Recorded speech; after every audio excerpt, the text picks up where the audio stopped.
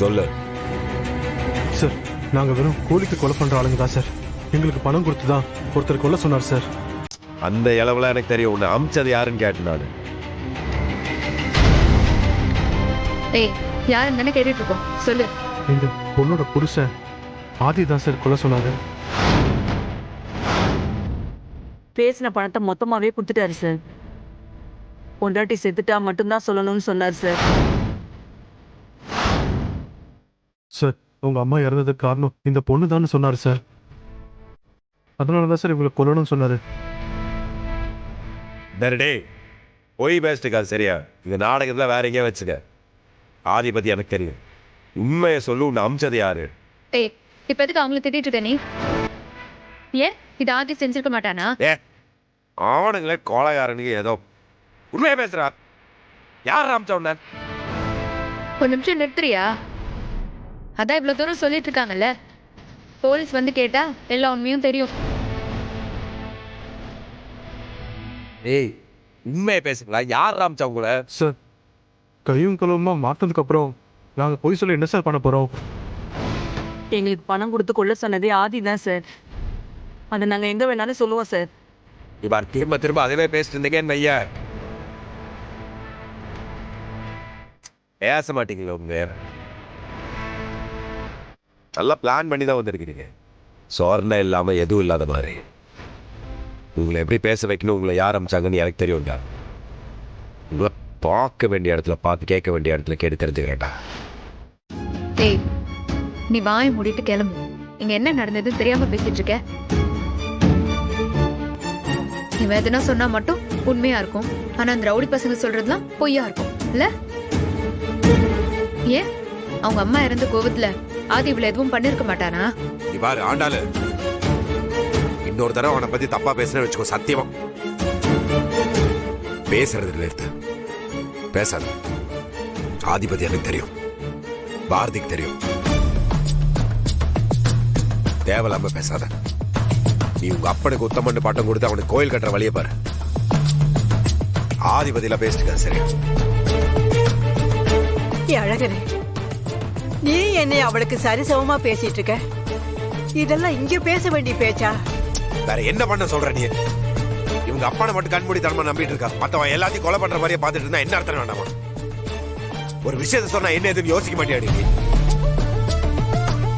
பாரு, அன்னைக்கு தமிழை கடத்திட்டு அந்த பழிய தூக்கி சாரதா மாமல போட்ட மாதிரி இன்னைக்கு பாரதிய குத்த வர சொல்லிட்டு அந்த பழிய தூக்கி ஆதிவல போட சொல்றான். அது எப்படி அப்பா மட்டும் ஈஸியா குறை சொல்லிட்டே இருக்கே நீ? இது அவன் தாண்டி பண்ணா. ஏண்டி உனக்கு புரியும்?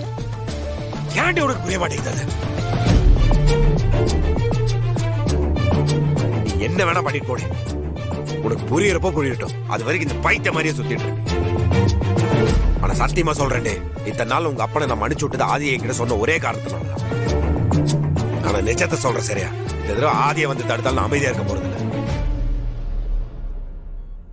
ஆர்ஜி கண்ணு முழிக்கிட்டே, அதுக்கப்புறம் இருக்கடி உங்களுக்கு எல்லாம். உங்க அம்மாக்கு எதுவும் ஆகாது, நான் இருக்கிறேன் சரியா?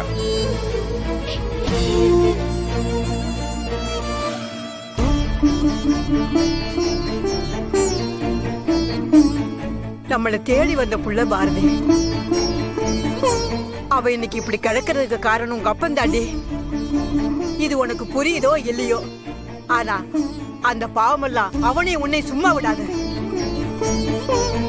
இப்ப கூட நீ அப்பாவை நம்புறனா பிரச்சனை எங்க கிட்ட இல்லக்கா, உன்கிட்டதான். அப்பா எவ்வளவு மோசமானவர்னு கூடிய சீக்கிரம் உனக்கே தெரியும். வாங்க பாட்டி போலாம்.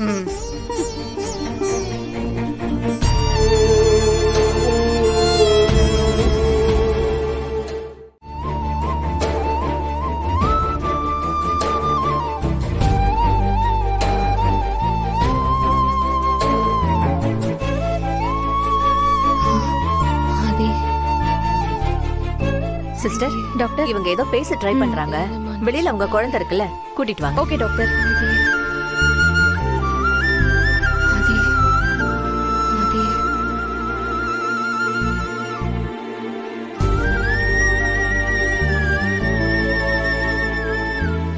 பாப்பாவை இவங்க கிட்ட பேச சொல்லுங்க.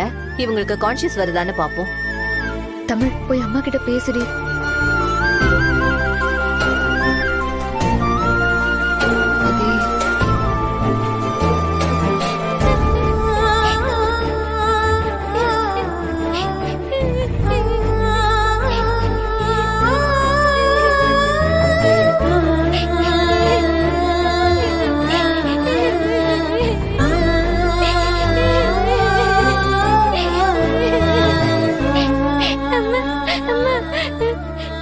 சாரிம்மா.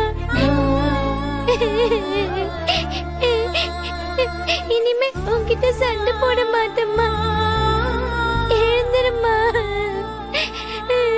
அம்மா.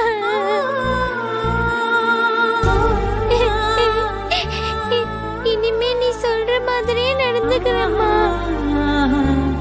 உன்னை கஷ்டப்படுத்த மாட்டேன். எழுந்துருமா அம்மா. நீ எந்திரிச்சு வந்ததும் நாம ஆதி அப்பா கூட போயிடலாமா?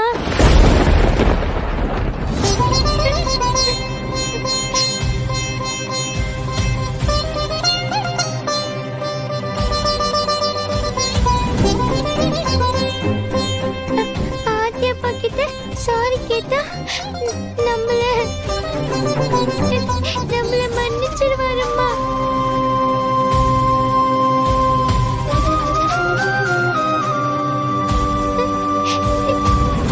அம்மா